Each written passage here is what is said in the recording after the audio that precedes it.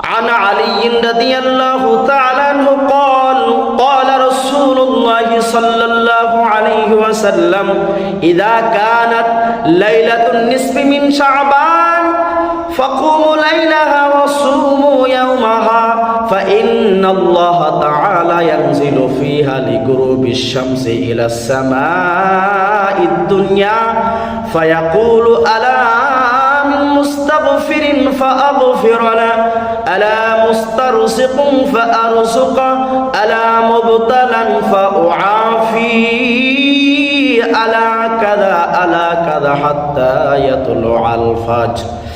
হযরত আলী রাদিয়াল্লাহু তাআলা আনহু বলেন, পয়গম্বর সাল্লাল্লাহু আলাইহি ওয়াসাল্লাম ইরশাদ করেন, যখন অর্ধ শাবান আসবে তোমরা কি করো? অর্ধ শাবান আগমন করলে ওই দিন সূর্য অস্ত চলে যায় আর আল্লাহ রব্বুল আলামিন বান্দাদেরকে ডাকতে থাকে, এমন কেউ আছো আজকের রাত্রে আমি রবের কাছে ক্ষমা চাবে,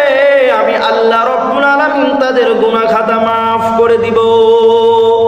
দ্বিতীয় নম্বরে এলান করতে থাকে, আজকে এমন একটা রাত তোমাদের কাছে আগমন করেছে, আমি রবের কাছে রিজিক চাও, আমি রব তোমাদের রিজিকের ব্যবস্থা করে দিব।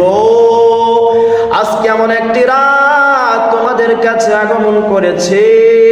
যারা বিভিন্ন বালা মুসিবতের মধ্যে লিপ্ত হয়ে আছো, অসুস্থতার মধ্যে লিপ্ত হয়ে আছো,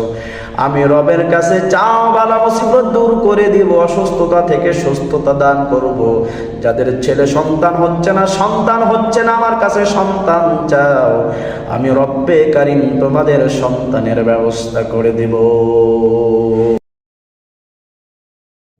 عن علي رضي الله تعالى عنه قال قال رسول الله صلى الله عليه وسلم إذا كانت ليلة النصف من شعبان فقوموا ليلها وصوموا يومها فإن الله تعالى ينزل فيها لغروب الشمس إلى السماء الدنيا فيقول ألا من مستغفر فأغفر له ألا مسترزق فأرزق ألا مبتلا فأعافي ألا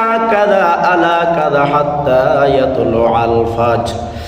হযরত আলী রাদিয়াল্লাহু তাআলা আনহু বলেন,